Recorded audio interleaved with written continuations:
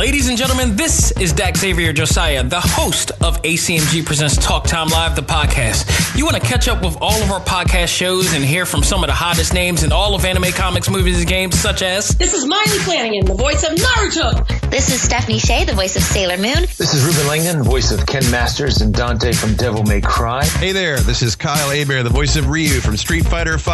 This is Chris Battle, character designer of Teen Titans Go. Here's your chance to check out all of that and more on TalkTimeLive.com. TalkTimeLive.com provides all of our A.C.M.G. content with new and previous episodes, exclusive interviews, articles, and much more. Visit TalkTimeLive.com and let us help you learn to let go, live life, and love all things A.C.M.G. Talk Time Live. Hey, this is Jeff Thorne. I am the writer, producer, showrunner of the upcoming Avengers Black Panther's Quest TV series, and you are listening to A.C.M.G. Presents Talk Time Live. Welcome to the show that gives you all the news, views, and opinions in the world of gaming. This is A.C.M.G. Presents Talk Time Live Extras Select Start with your host, Dak Xavier Josiah. Power up and game on.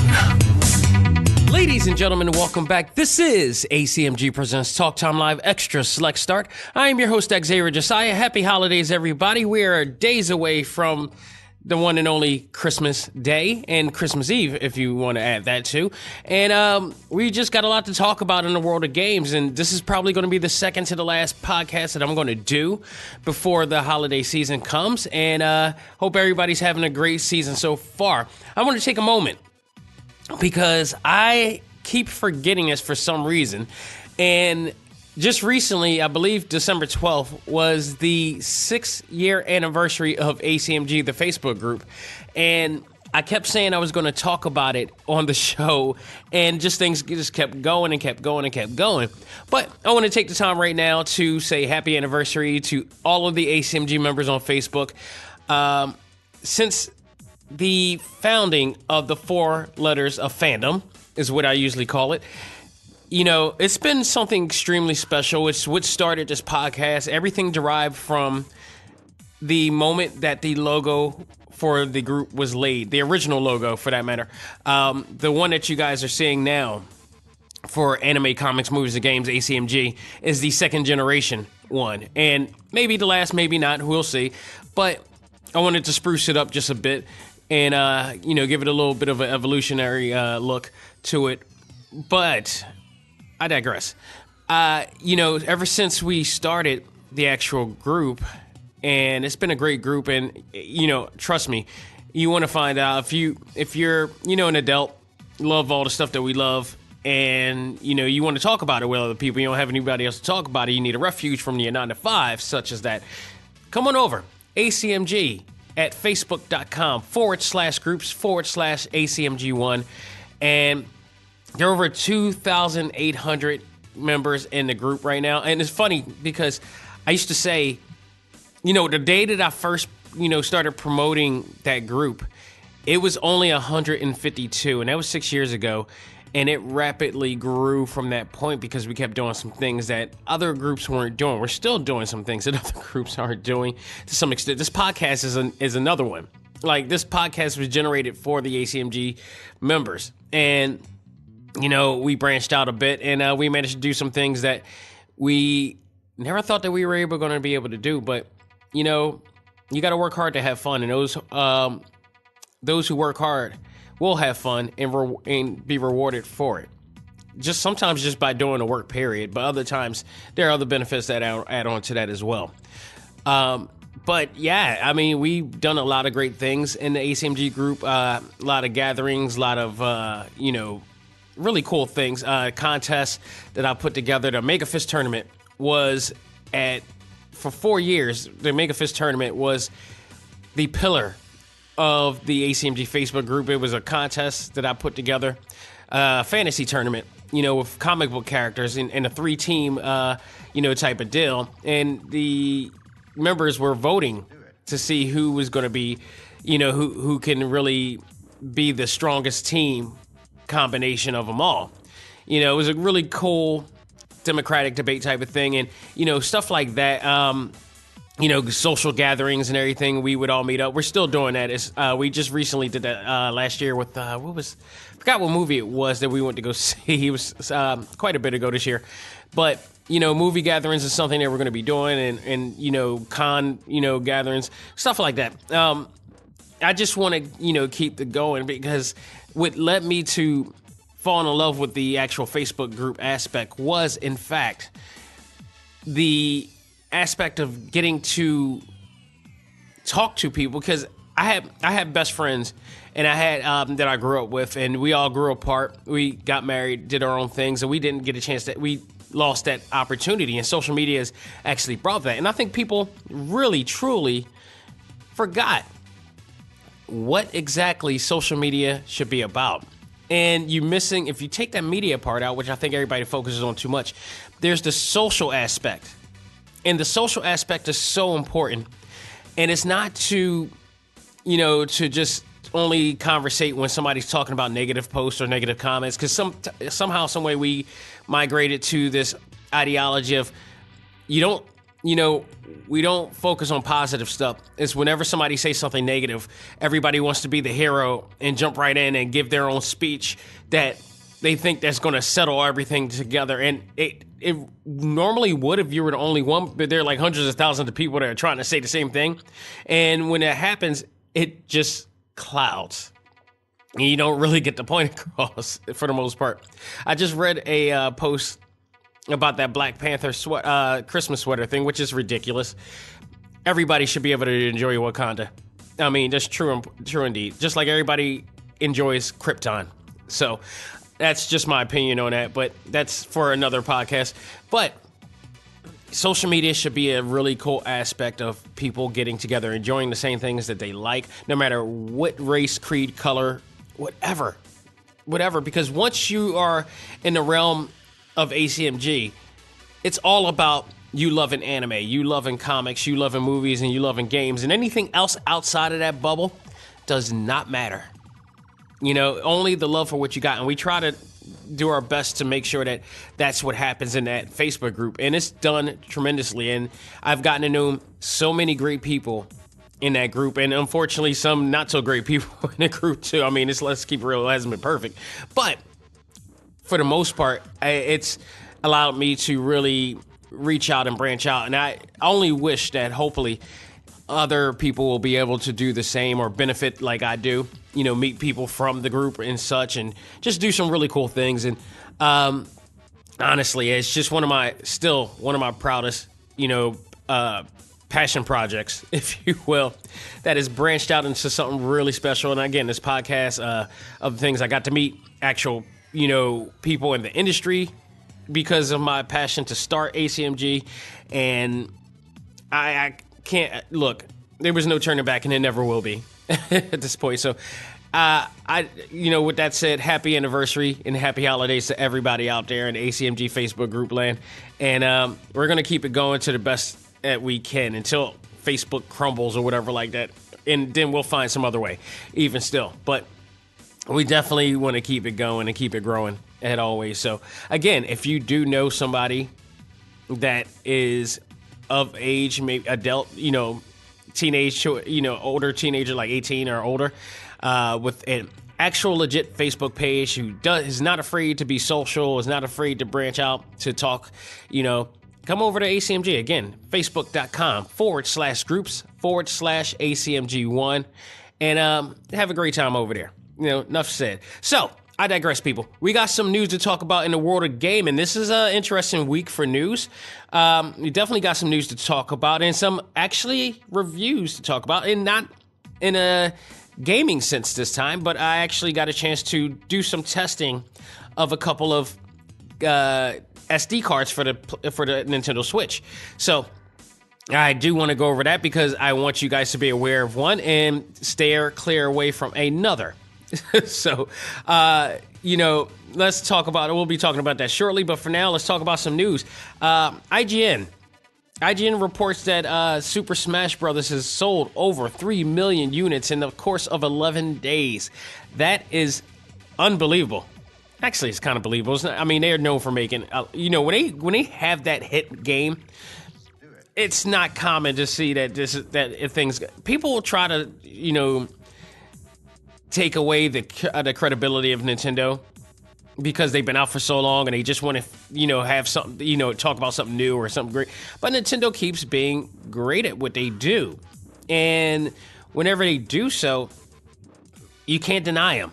What they did with Breath of the Wild, what they did with Odyssey, what they did with Smash Brothers, just you name it. It's just been crazy as to what they do with their product and their brand. You don't stay away from that. You embrace that. You appreciate that because that's how you do business. That's how you create an intellectual property. You need to learn from that. Don't stay away from that. Learn how they do it and, reflect on that, reference from that. So, and you will eventually make that much money, especially if you're an indie game developer and such. You want to discover why that made 3 million units in 11 days and such like that. Nintendo further announced, though, that the units sold in the U.S. are the highest since 2011. And that's just, that I believe that is for the actual Nintendo Switch units. The actual consoles.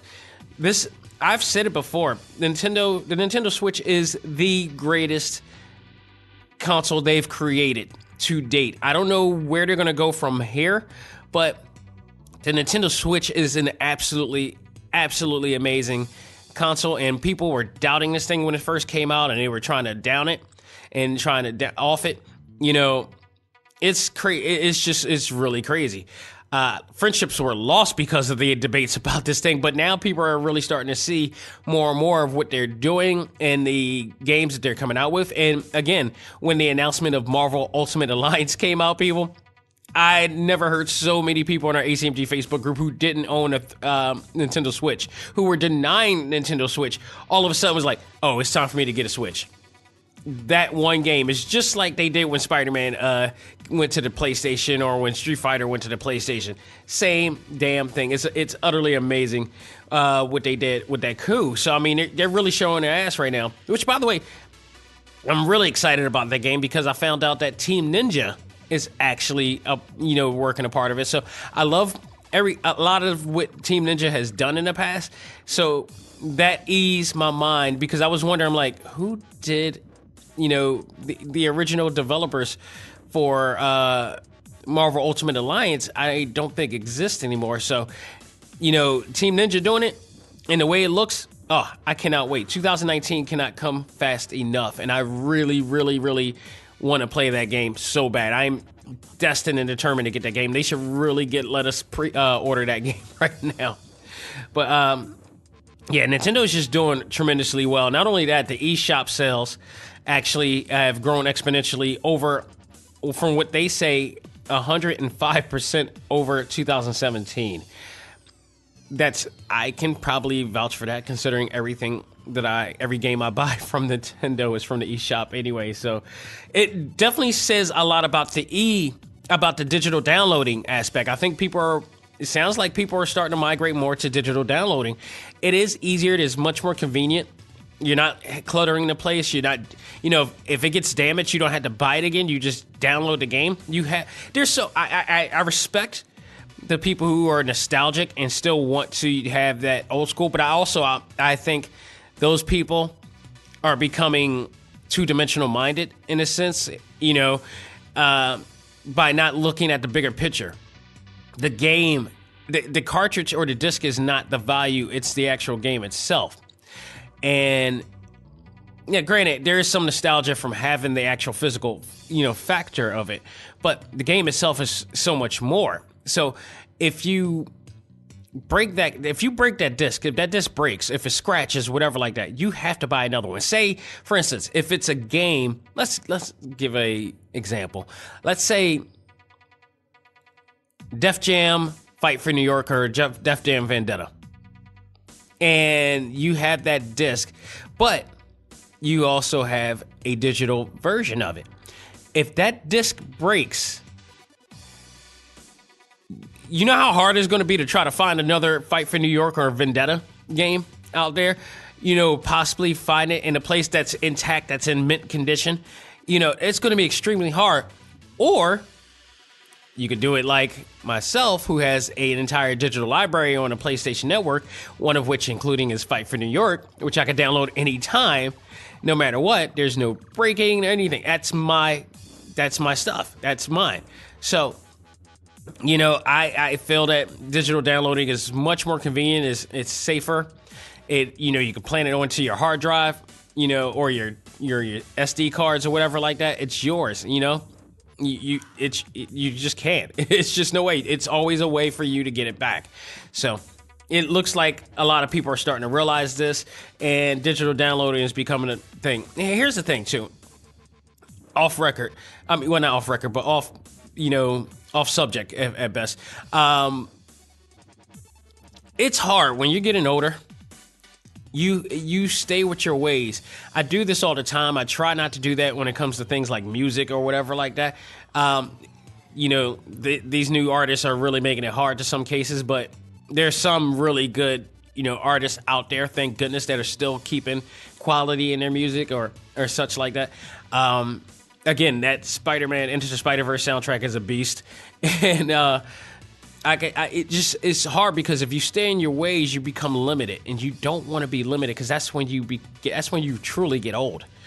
Is when you don't allow yourself to do it, and it's not impossible because there are other people, successful people out there who grows old, but still advances because they have to keep within the game, and there's some that are not. So I mean, it is what it is. You just have to always be on alert and open your mind to things so much to keep evolving. Just because you're older doesn't mean you have to grow old-minded, so keep that in thought as some of you guys are, getting to those years. But I digress. Going back to that, the games that have allowed them to really be successful, and that's Mario Kart Deluxe, which actually sold like 5 million units. Breath of the Wild, which was like 4 million units when it came out. It still kills me that Mario Kart Deluxe beat that in the numbers. That's insane. Mario Odyssey, 4.7 million. Pokemon Go just recently is on the 1.4 unit, and I guess that's for combined both the Eevee and the Pikachu series combined. But I do expect that to grow very soon. So, I mean, kudos to Nintendo as always. They always do a great job, and I'm not surprised. It'd be interesting to see who got what in the holiday season. And I'm thinking Nintendo might have gotten big. I mean, when I went to New York and went to the Nintendo store, it was packed. And I was watching the guys and the cashiers actually just packing away, Nintendo Switches for the customers. So they are selling hard. They are selling very hard. And looking forward to seeing who really shined during the holiday season for that. Let's switch on to some other news here, and that is Bandai Namco just released 2 really cool things regarding Jump Force. One of which was something I've been talking about for quite some time, and I knew this was going to happen. And he is here. He has been announced. He's officially going to be there, and that is My Hero Academia's Midoriya Deku. He is officially in the game. I'm like, it's no way in hell he's not going to be in the game. He's way too popular of a character. He's growing as a character, as a known character now. And that show is growing big time, especially of its syndication on Toonami. So it's no way in hell that he's not going to be in there. And that was one of my predictions of being in there, of being in the game. Many have wanted All Might to be in there, and I wouldn't mind having All Might in there either. Now the thing is, it depends on the timeline of when this, occurred. They could write him in there, but people got to understand, All Might is no more in the actual series. Like, he is not All Might again, as far as I know. As far as I know from the anime, I haven't read the manga in quite some time, but as far as I know, he's not coming back as All Might. So, and you got to also remember, Midoriya is the main character of the show. He is the Naruto of the series. So eventually you will have to get out of that mindset that, like, All Might's not going to be there for for every game or for every type of thing. He eventually is going to probably fade away. Hell, the way they go in anime, especially in Shonen Jump anime, they could kill him off at any time. I would not be surprised at that at all. Whether I'd be disappointed, I'm not sure, but I've already seen Jiraiya die at this point. It's like everything else is just, whatever. But, you know, they showed pictures of him on social media, on Bandai Namco's Facebook page, actually. They showed it. And it looks really awesome. Like, the graphics in this game, the character design, and the art style of this game, it's so beautiful, but also so creepy because all of the textures, the skin textures of each character looks real, but they look cartoony at the same time. It's stunning looking. And Midoriya also, it looks like a really cool nightmare. Every character on there. So that is going to be official. He's going to be in. They haven't announced anybody else yet, but I'm sure there's going to be more to come. That the time is almost coming. 2019 is coming. I believe that game's coming out in early 2019, so we'll see. But not only that, they also released a video, a trailer video to the story mode, which revealed some elements of the story. But not only that, it also revealed our ability to create our own characters, our own avatars, if you will. And look, if you've listened to this show as much as you should know, you should really know that I am a big fan of creating and designing my own, characters in a game. That's just my lead-in. And they already had me with this game alone, and then adding that element, it's going to be great. So basically, it looks like, from what I understand from watching the trailer, is that the avatars that you create are going to be a part of the Jump Force. And Jump Force is not just the name of the actual game, but it's the name of a unit, a big, literally like a shield, division that is going to be, overseeing all of which is going on between the merging of these two worlds coming together, the real world and the Jump world. And it's going to be interesting. They showed the creation tools in the creative suite where you could, wear different hairstyles based on different like characters in there, like Yu-Gi-Oh's hairstyle or whatnot, and different clothes and just really types of cool things. You'll be able to, I believe you'll be able to configure your actual moveset as well, which is absolutely awesome. So you're going to get some of the same powers as some of the actual characters in the game. So that would be cool too. So that is, I really love what they did here, and I'm looking forward to this game. And Devil May Cry is going to be highly anticipated. I'm looking forward to it. It's fresh in my mind. It's, when they say they're going to come out, they're going to come out, and I'm looking forward to this. I just can't wait. Weirdly so, I'm not exactly looking forward to Kingdom Hearts 3. It's coming very soon. It's coming January 29th to be exact. But, and trust me, this game looks like it's going to be absolutely awesome. I mean, absolutely awesome. But the problem with that game, I can't. I'm speaking for myself. The problem with the game for me is that it's just been so long, and my anticipation for it has just been. It's depleted. There's so many other games that I'm hyped for now, and games that I know that will not be delayed or will come out.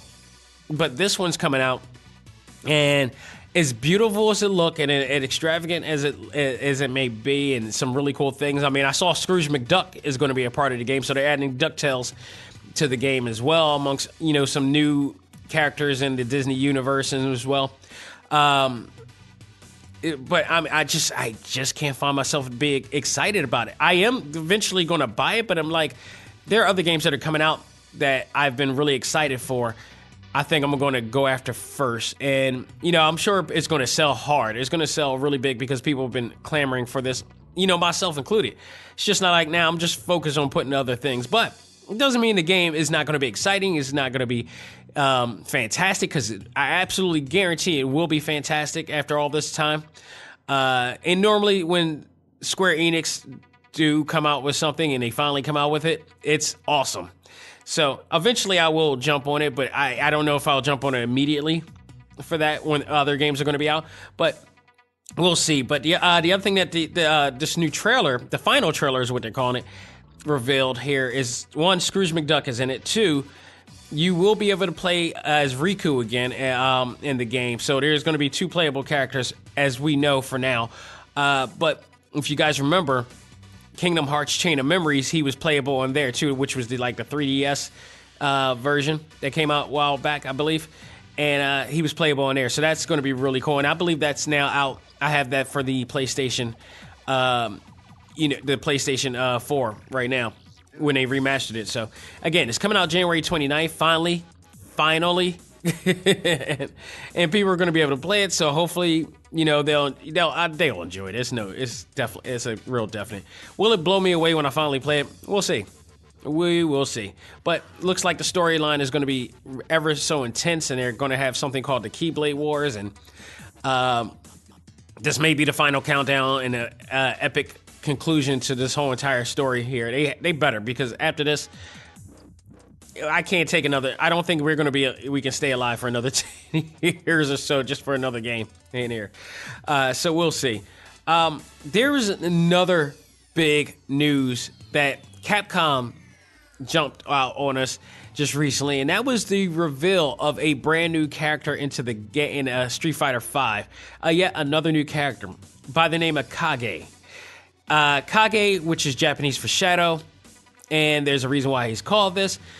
Kage is the evil essence of Ryu, and if you guys remember, if you played A Shadow Falls, which is the story mode, the big story mode that Street Fighter V had at the very beginning of the game release, that there's a part in there where Ryu finally was able to release and be free of his evil side. And what happened to that, I guess, is that now Kage is the essence, is the embodiment of his evil, which is now shaped like him. Now, one can also argue that his freedom of the evil essence could have occurred in Marvel vs. Capcom Infinite as well. I believe when Thanos tried to take away his what is that? The evil Hadou. Yeah, the Setsu Hadou. And that could be determined too. I got to go back and play both of those story modes to see which one really. I'm pretty sure they're going to focus on the storyline of Shadow Falls, but one can argue that other one too. But with that said, this version of this Kage has a distinct set of skills, or lack thereof, for that matter. But the funny part about this character is the outcry that people have had in this game the entire time that it was announced. And the first thing that came out of people's mouth was like, oh God, not another evil Ryu, not this, not that. And this is the part of social media that I really, really, really irks me, is that read the damn article or headlines before you make comment, because people automatically assume that this was an evil Ryu. If he was evil Ryu, he would be called evil Ryu. He is called Kage, meaning he is not Ryu. He is a different being or essence or whatever. He's an embodiment of him. And take note, to say another evil Ryu is really kind of stupid, on the sense that I really do think that people, when they play Street Fighter, and you say you got 2 players playing Street Fighter in the tournament, one is playing the normal Ryu or base Ryu, let's go there, and then there's another one who's evil Ryu. Now, for gameplay's sake, yes, you're playing 2 different people. From a storyline perspective, in sense, you're playing the same character, because evil Ryu is Ryu. It's just him with the dark Hadou. They're one and the same person. However, Kage versus Ryu are 2 different people. So in a sense, this is a totally new character. This is not the same character. It's not Ryu at all. And definitely this is not Ryu after playing him, because after playing him, which is like, by the way, if you want to play as him, it's 100,000 for fight money, or you have to, or it's $5.99 to release him. and play as him and play this, the general story mode of him, or the character story mode of him. Now, going through the story mode is very interesting because it's Ryu meditating. He's going into deep meditation, but his evil side is, has left him, and he's going, Kage is just going havoc on other people. Now, the way that they made him feel like he was, like, his evil essence is a total badass.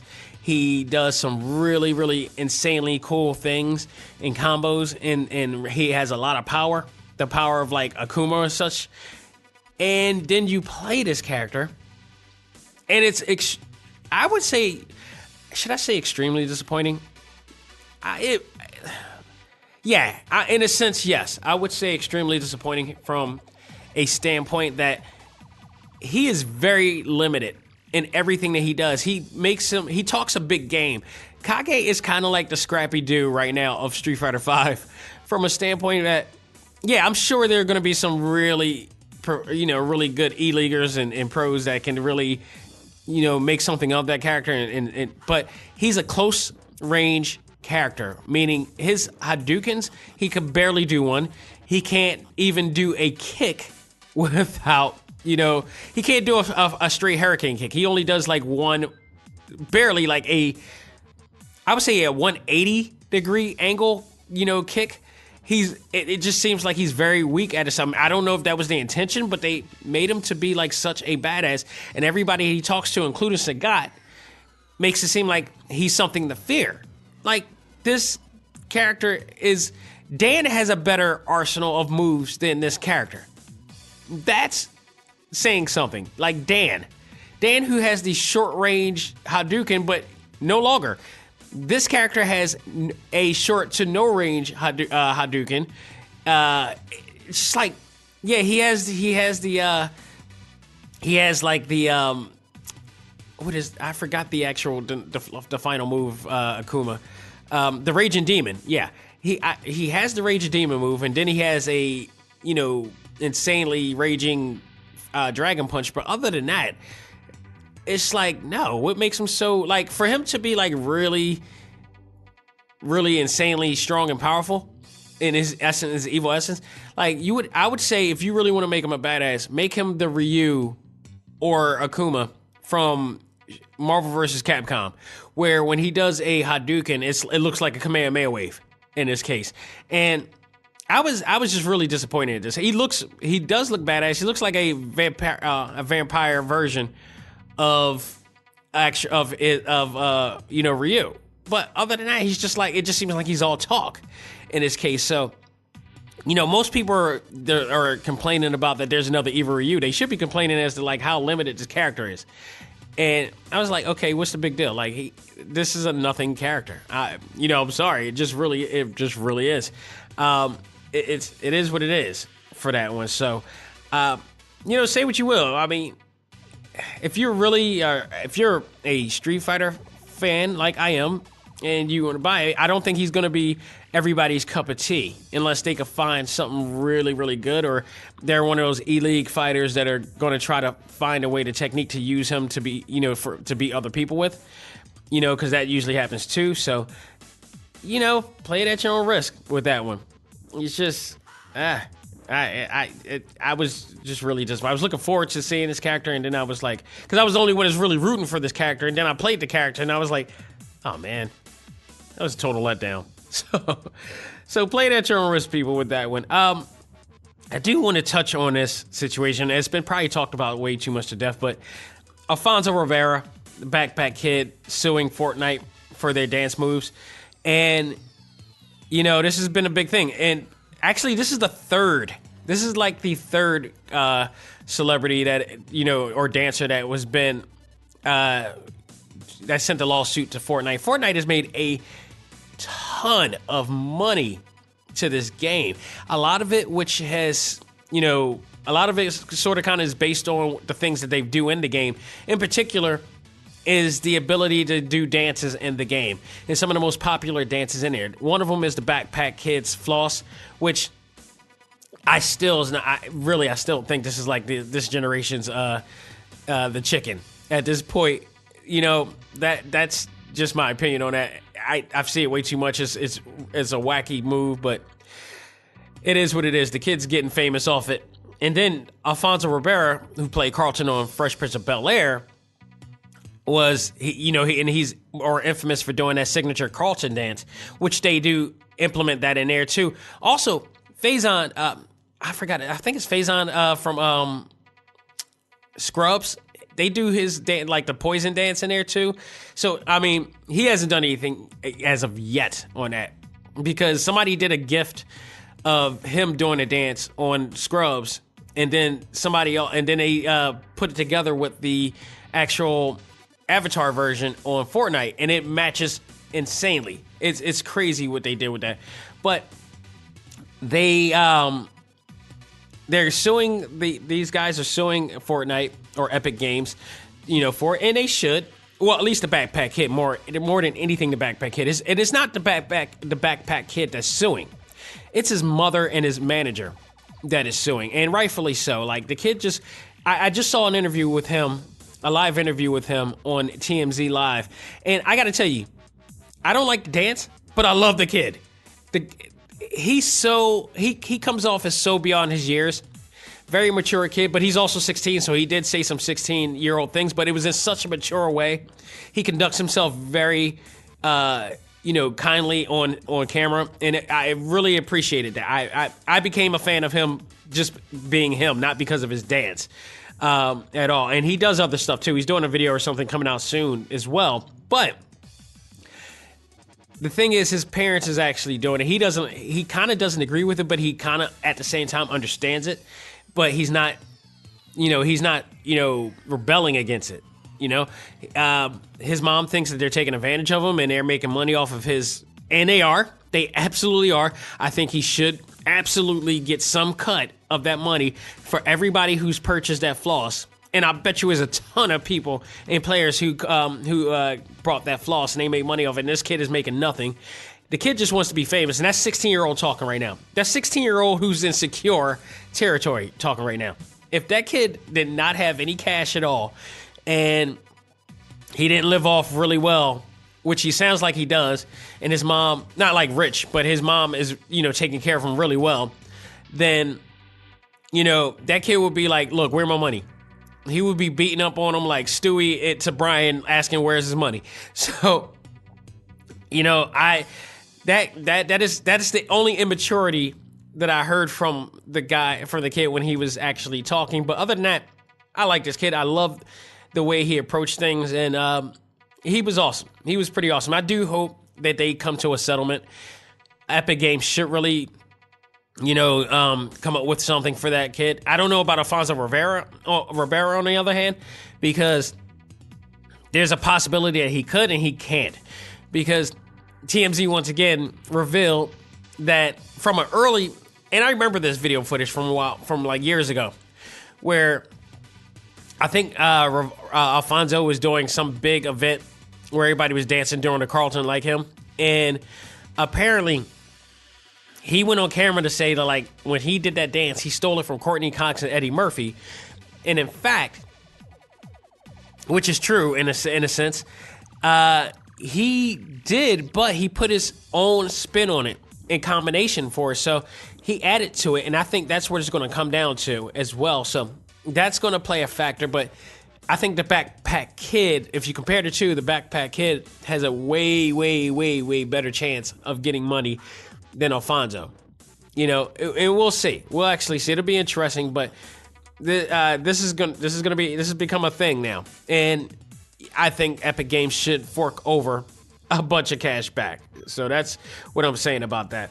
Switching on to Dragon Ball news, Dragon Ball Xenoverse is coming out with new DLC to celebrate the release of Dragon Ball Super Broly, which is now in Japan, and I've heard so many great things about this. Some people in our group got a chance to see it early, the Japan version, and man, I'm totally waiting for the English one to come out in January around my birthday, and I can't wait. Shout out to Vic Mignogna out there and Kyle Habert, who's been on the show many times, and I'm looking forward to it. But in celebration of that, they came out with a new DLC. They keep this game ongoing, and I love it. I keep going back to this game, and I love it every single time. There's always something new to this game. It's been out for quite a while now, and they're not stopping. This is the gift that keeps on giving for Dragon Ball fans, and I know people love Dragon Ball FighterZ, but when was the last time we seen anything from Dragon Ball FighterZ but the game itself? The game is beautiful, but there's a big argument that Dragon Ball Xenoverse may be the better game just from a continuity standpoint. I mean, just because of what you can do in that game, it's just so much for a Dragon Ball fan to do. And now you'll have the chance to play as Super Saiyan God Gogeta, or Super Saiyan Blue Gogeta, and Broly, the new version of Broly. I know there's the original version of Broly, the non-canon version of Broly from the movies that's been on there, but now the official canon version that's on Dragon Ball Super is now on there as well. So you got your choice to do with two in there, and they're both monsters in the game. I've played as against both of them, and it's really, really cool. Not only that, there's so many new features that's in this game right now. Some new, parallel quests, 8 additional skills came with it, 15 super souls, and 1 new stage comes along with it. There's so much to do in this game. The car battle game that you got, the other story modes, the 3 story modes. There are 3 huge story modes in this game.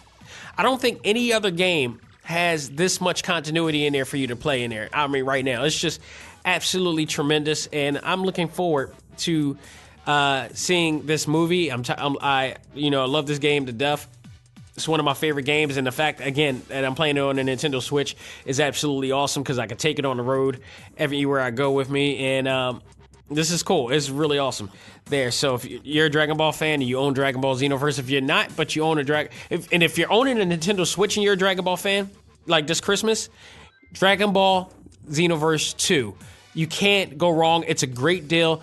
It's probably lower than it was before since I've purchased it, but if you get it now, you're getting 2 games. Hell, maybe even 3 games in one, because the original Xenoverse is in there as well. So you get that, and then all this continuity in there. You can't go wrong as a Dragon Ball fan. And I'd also still say get Dragon Ball FighterZ too. You can't go wrong. You're awesome. And then if you there's Naruto, there's One Piece, there's a ton of different games in here. Damn it if they don't bring J-Star Victory in this damn game. I swear to goodness, they need to bring this in this game.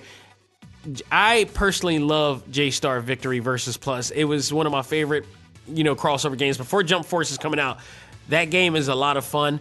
I don't see why they don't bring it and port it over to the Nintendo Switch. It's an easy enough game to do it. It's very fun. And I purchased both the Japan version and the American version when it came out, because at the time I didn't know it was going to. I'd never even thought that they were going to bring this out in America, and it easily would have not made it to America. So yeah, I spent $80 on one and then like $40 on another later on. So, but there's so many great. If you're an anime fan, you cannot go wrong with and you're going to own a Nintendo Switch. So many great anime games out there. So, last bit of news is that, I purchased Double Dragon 2, the original Double Dragon 2, which is out a couple weeks ago. Haven't got the chance to play it thoroughly, but man, it just threw me in a loop because it's not like the original game. I've never played Double Dragon 2 before.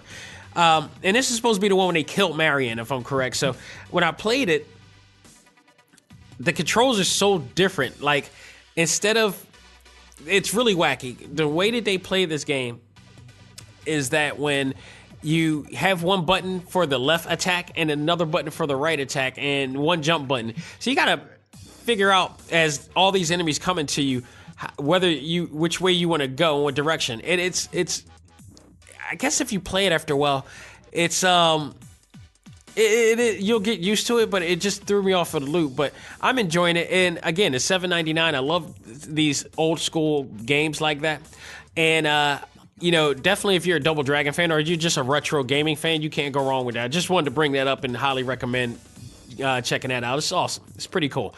Not only that, my brother-in-law revealed that he's going to get me for Christmas a couple of gaming cards and stuff like that. One of them will be Nintendo Online, so I will eventually jump on there and check out some of the games they got. I've heard that pro wrestling is in the game, and I haven't played the game in so long. I'm very much looking forward to just hearing the music to that game.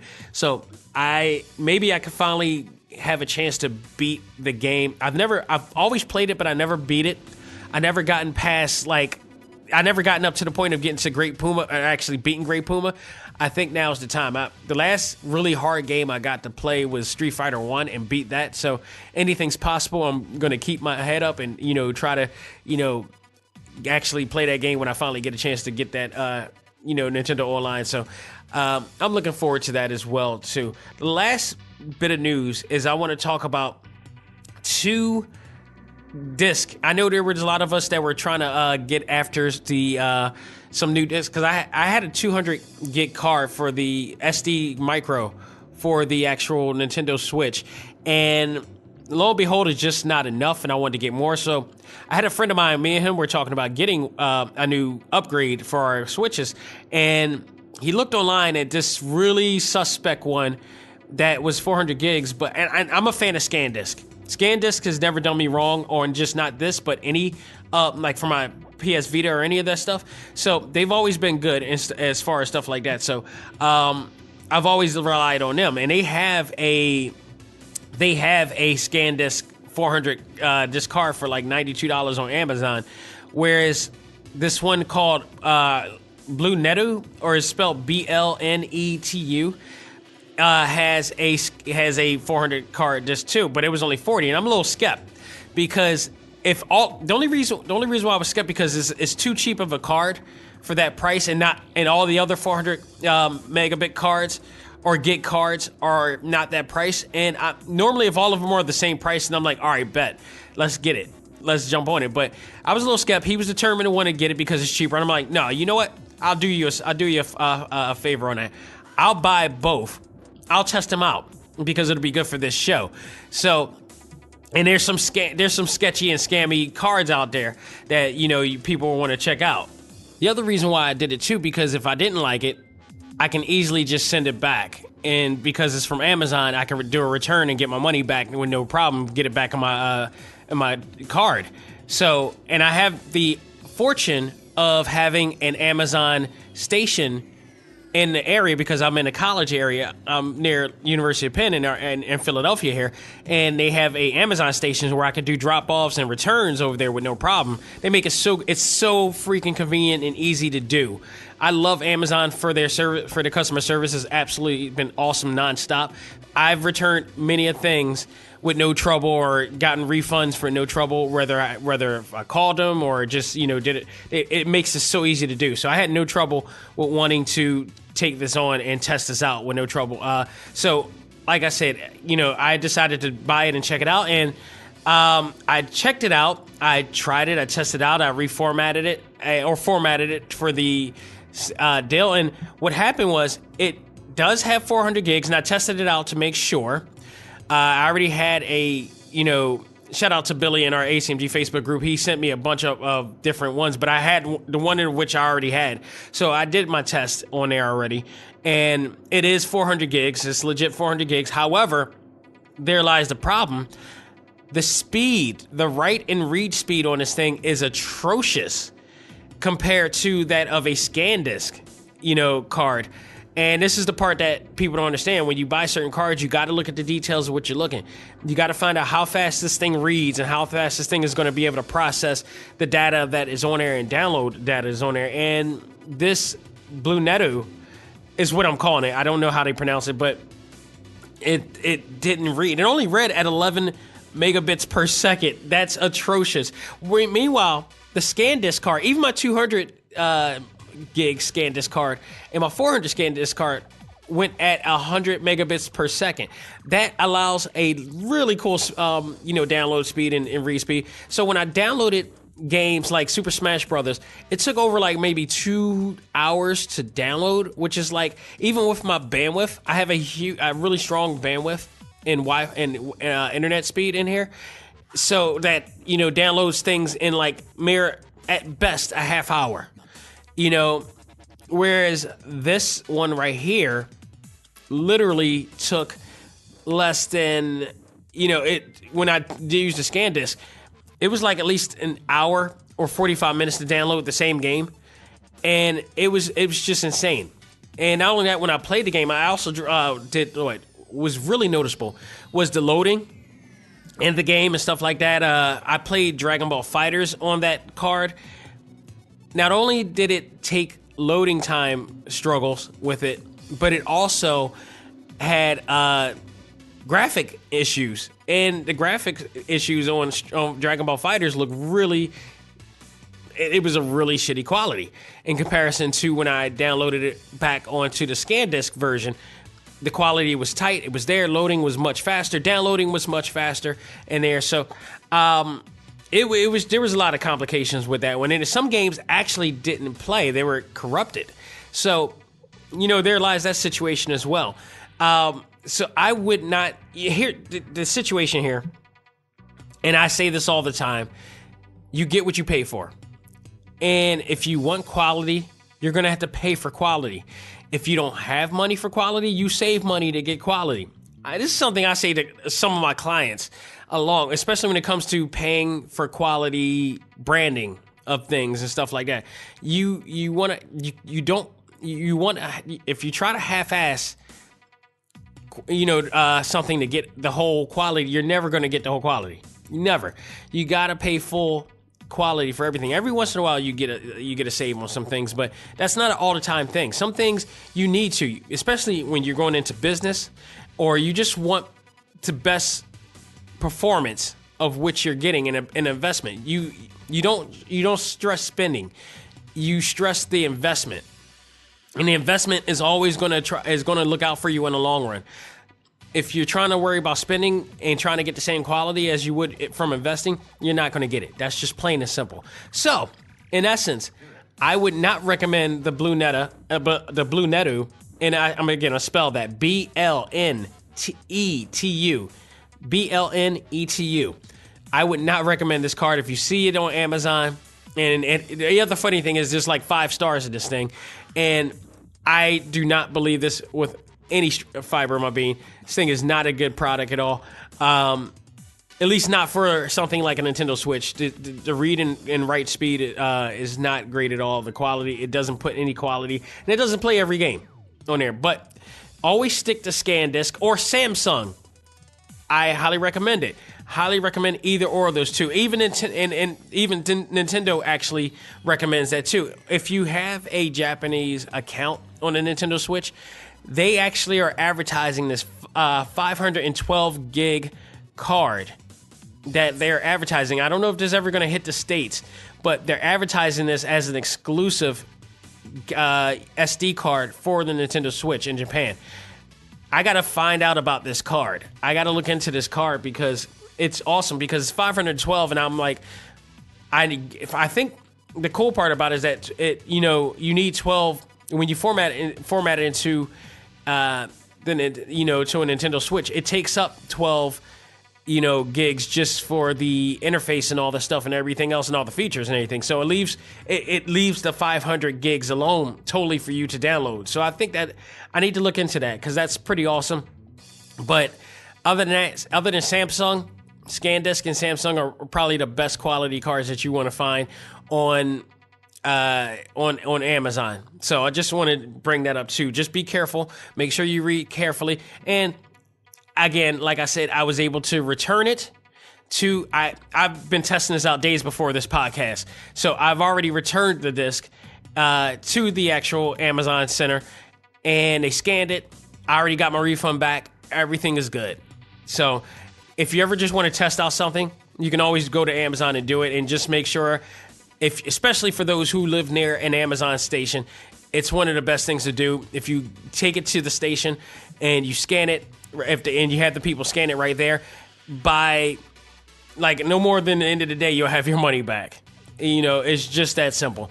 Thank Amazon for doing that, because I absolutely love their quality, and this is why I'm paying for Amazon Prime on a norm, because they continue to bring quality with everything they do, and we constantly are buying stuff all the time on there. So, that's pretty much all I have for this episode of A.C.M.G. Presents Talk Time Live Extra Select Start. Ladies and gentlemen, thank you so very much. And it's the holiday season. We got one more podcast to go before I take a break for Christmas and New Year's. So there's going to be somewhat of a hiatus for a bit. We're going to come back and probably talk about the best of 2018. for the, according to the A.C.M.G group, according to what I thought this year. I mean, this has been a lot going on in this year, so we're going to talk about that. But before we do that, we got 2 more movies to check out, and those movies are coming out this week. Bumblebee is coming out this week, and Aquaman is coming out. We got some early reviews of both. People have been saying they're really good. I'm going to check them both out back to back. Not back to back, but I'm going to go to the movies one day and check out Bumblebee, and then Aquaman is going to be the next day for that. By the time we come back Sunday, I will have a review for both of them, and it's maybe some other news going on or whatever happens from that point on. So, we'll have it all for you back then. Again, thank you to my man Jeff Thorne, the writer, producer, showrunner of Black Panther's Quest. If you guys haven't checked that out, go out of your way to do so. We had a great conversation about the first half of the Disney XD Marvel animated series, Avengers Black Panther's Quest. It's been a really cool show for the first half, and looks like they're going to have a really interesting second half of the season. He'll be back on to talk about that part as well, but, some interesting things came out of this interview, so I highly recommend you guys to check it out. And if you haven't, wanted to find out more about that show, definitely listen to the interview. It's available now, and, he should be there soon. And hopefully we'll have some more guests coming down the line for 2019 as well. I'm still aiming for the promised guests that we were saying we were going to get. So, sometimes it takes a while to get people on because, these guys are always on the run. They're doing a lot of things. And going for auditions, going for tours, all that stuff. So to get them when they can, and you gotta jump on it. So we're keeping track of everything that we could do. But with that said, I hope everybody has a great holiday. Game hard, take a break. You deserve it. And again, thank you to all of my friends at the A.C.M.G Facebook group. I love you all. And happy holidays. Until then, I will talk to you guys on Sunday. But for now, this is Xavier Josiah saying, learn to let go, live life, and love all things anime, comics, movies, and games. This is A.C.M.G Presents Talk Time Live. I am out of here. Take care, everybody.